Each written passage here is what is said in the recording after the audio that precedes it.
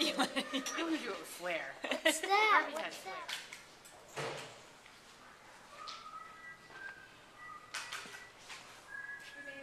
Has anyone seen my mama? She's just going to get something, and she said she's going to be right back. So if you stick around, I'm down to see her. What are you guys doing upstairs? Are you already in aftercare, or are you just sort of mingling? After care. Are all the kids in one room?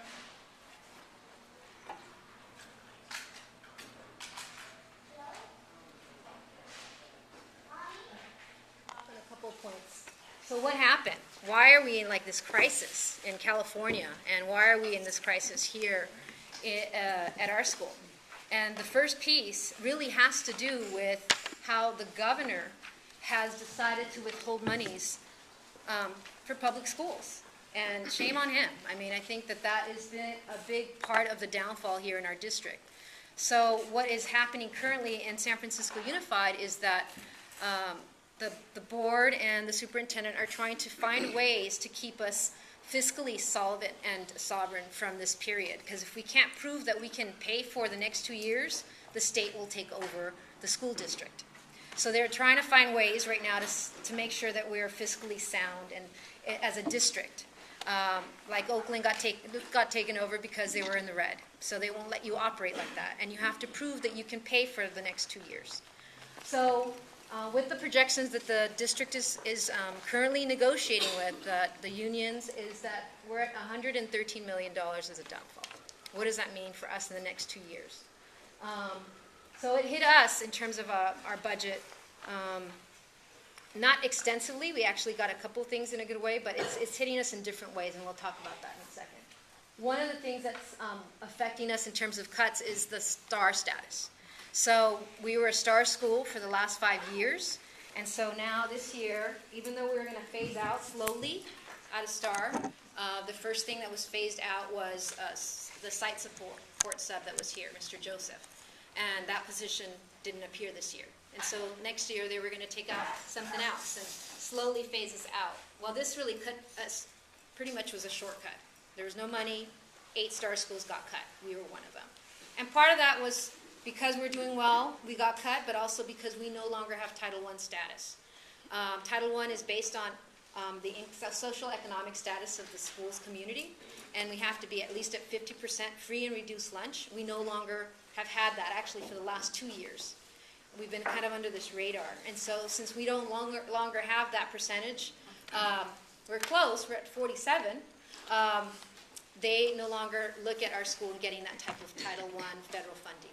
So that's the other reason why we were hit even harder than other STAR schools. Some STAR schools got to keep their parent liaison and a student advisor or their IRF because they were Title I schools. We don't, because we don't have that status. So for us, it means losing the positions that are part of STAR, our IRF position, parent liaison position, our student advisor position, and then there's monies associated with that usually come to pay for an art and release teacher. This year, this academic year, that money was used to provide planning days for data, for sub days for planning collectively as teachers. And that's where, and part of that money was also used to pay for half of the other student advisor's salary and benefits. So that's a big cut in terms of personnel, in terms of what it means for our site, in terms of the work. The other two pieces around this is that the city no longer has this rainy day fund. As you know, Tom Amiano worked hard to keep this fund so that public schools, when we were in these crises, would have some carryover money. There's $6 million left in that fund for this upcoming school year. It's not going to save enough jobs. So that is another place that puts us kind of in a bad place.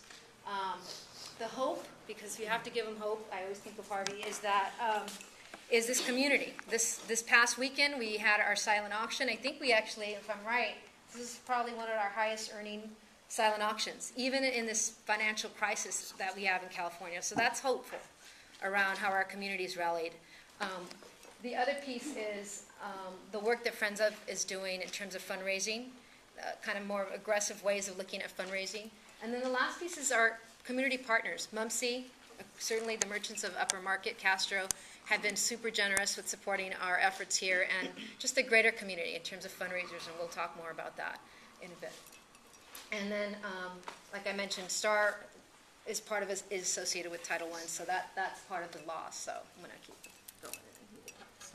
Okay, I know you can't see all those little people, but all these little people make up this big school, and they're big people in terms of what they do here. But I wanted to show you the before and after. So this year on this side is what our current site budget plays for. So the top line, as a school site, we are, I guess as a school district, we're unique that we get to have a site council made up of parents and teachers to make decisions around how we use our budget and how it's aligned to our values of the school and our mission of the school. We are required to pay for classroom teachers, a principal, and a secretary with that budget. That's the first thing you have to fund. And then whatever's left over, you decide as a school how you want to use that money. So that pretty much is staying the same in terms of how we used it this year. It also paid for our half-time paraprofessional, and it also paid for our student advisor. Okay, so that's how we funded with the monies we were allocated last year, positions. Next year, if you look at the red, that's people that are disappearing because we don't have the money to do it. And so that means we don't have enough money currently to pay for our student advisor, and we don't have enough money to pay for the halftime literacy position as we funded last year. STAR, as I mentioned, gave us a parent liaison, a student advisor, and the IRF position. That's no longer going to be around next year in terms of what STAR is not going to provide that, I should say. So that's gone, and that's in red. And then the district gives us a number of other resources that don't come out of our site budget that support the school, and those things include our inclusion specialist, our RSP teacher. Sure. Our inclusion specialist, our resource support person, professional, our nurse, our psychologist, our speech therapist, and these are, some people come on a daily basis and some people come once a week or twice a week. Our nutritionist, the occupational therapist, the librarian, our PE teacher, the instrumental music for 4-5, and our ORF music program, which is for K first and second and third, our custodian and our lunch worker. Those all come out of the central office. Okay, we don't have to pay for those positions here. And next year, if you look, there are 2 red spots. And part of that is, again, going back to our Title I funding, we no longer qualify for a nutritionist at this site and the nutrition program. That's coming out of Title I again, and looking at how we no longer have that status. They're not allowing us to have that program. And then the last piece with that too is the nurse position. So that also is, schools were given Prop H money, and this year we're having to have made a decision of the half-time position, and the nurse part of that is also out of the picture. And then the last piece is what is PFC Fund and Friends of, and I'm going to let some of the other people come up here and speak in a bit. But the PFC, our Parent Faculty Club, a big part of the budget, if you saw that, goes to fund our 2 kinder support teacher aides. And then for Friends of, it pays for our after-school coordinator, and that's through our grant and for the grants we get for that. What's the IRF? The IRF is our instructional reform facilitator, I like to call, so instructional coach, teacher coach. So I'm going to let John speak a little bit about, and this is my image, you guys. So I'm sorry, I thought I had scarves and jump ropes, and I could not find the jump ropes. I don't know, Mr. Brown really hid them well. Okay.